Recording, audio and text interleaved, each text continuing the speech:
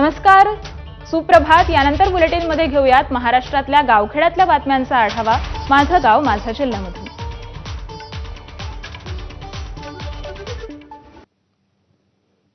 मान्सूनपूर्व पावसामुळे भंडाऱ्यात 977 हेक्टरवरील पिकं जमीनदोस्त.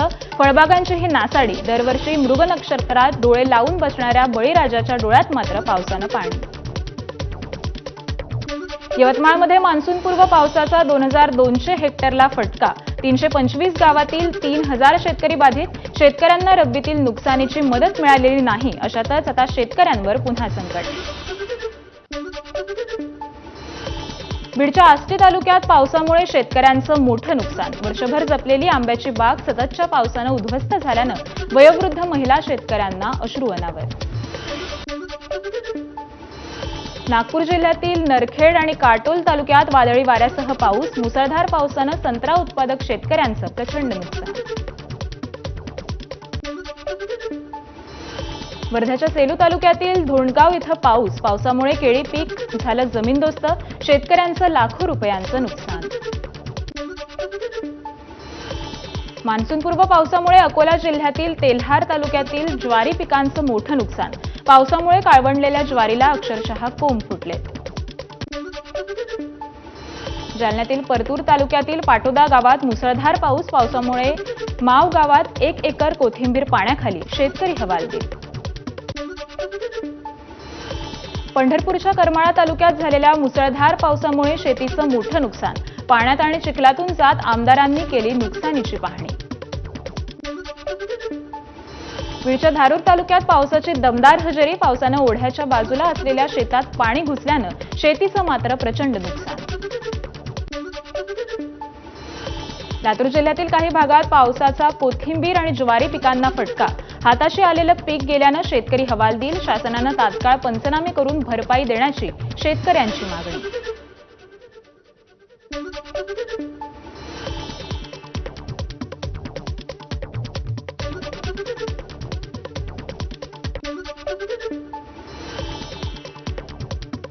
छत्रपती संभाजीनगरच्या गारेगावमध्ये विकास लहाने या शेतकऱ्याची पावसामुळे विहीर खचली. शेतकऱ्यांचं मोठं नुकसान. विहीर खचतानाचा सीसीटीव्ही समोर.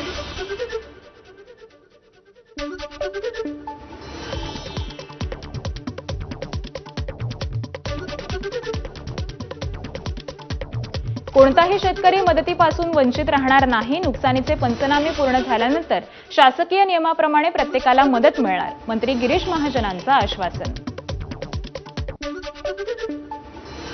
रत्नागिरीमध्ये समुद्रात असलेल्या जोरदार वाऱ्यामुळे शेवटच्या टप्प्यातील मासेमारी पूर्णपणे ठप्प. केवळ ओल्याच नाही तर सुक्या मच्छीलाही फटका. नांदेड, हिंगोली आणि यवतमाळ जिल्ह्यात सातत्यानं बरसलेल्या पावसामुळे पैनगंगा नदीवरचा सहस्रकुंड धबधबा प्रवाहित. नयनरम्य धबधबा पाहण्यासाठी पर्यटकांची गर्दी. गेल्या काही दिवसात रत्नागिरीमध्ये जोरदार पाऊस. रत्नागिरी शहराला पाणी पुरवठा करणारं शीळ धरण भरलं. यामुळे आता रत्नागिरी शहरवासियांची पाण्याची चिंता मिटली आहे. बीडच्या वडवणी तालुक्यात दमदार पावसाची हजेरी. बीड माजलगाव अंतर्गत रस्ता बंद तर पिंपळनेर येथील सिंदफणा नदीला पूर आल्यानं 15 गावांचा संपर्क तुटला. लातूरमधील निलंगा तालुक्यात जोरदार पाऊस. हासुरी बुद्रुक आणि हासुरी खुर्द गावांना जोडणारा पूल पाण्याखाली. हालसीवाडी, डोंगरवाडा, नाई चाकुरी आणि उंबडाणा या गावांमध्ये मार्ग बंद. भंडारा जिल्हा दूध संघाची निवडणूक 28 जूनला होणार. निवडणुकीसाठी आतापर्यंत 70 उमेदवारांचे नामनिर्देशित फॉर्म दाखल. 168 मतदार बजावणार मतदानाचा हक्क.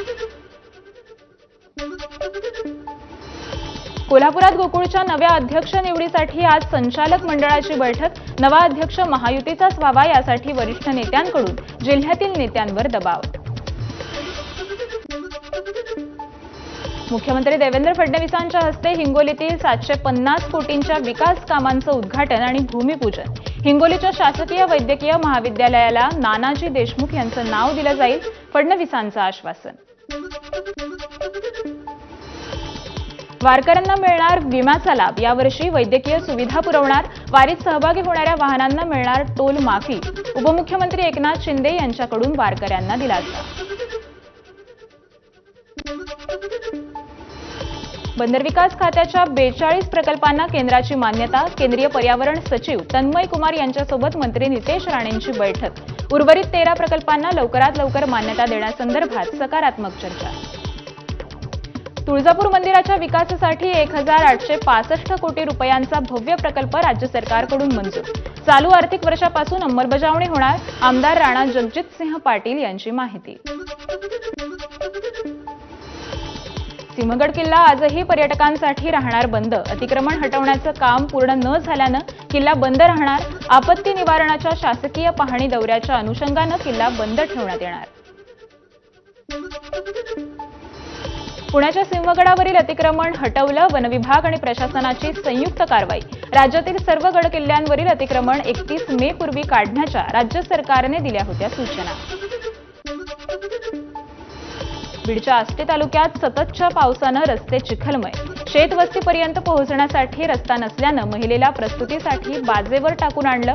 टाकळी आमिया या भागातील ससाणे वस्तीतील प्रकार. बीडच्या पवनचक्की प्रकल्पावर सुरक्षा रक्षकाच्या गोळीबारात तरुणाचा मृत्यू. सुरक्षा रक्षकाकडून आत्मसंरक्षणासाठी गोळीबार, मग पाठीमागून गोळी का झाडली? तरुणाच्या कुटुंबियांकडून संशय व्यक्त करत गंभीर आरोप. न्याय मिळाला नाही तर आत्मदहनाचाही दिला इशारा.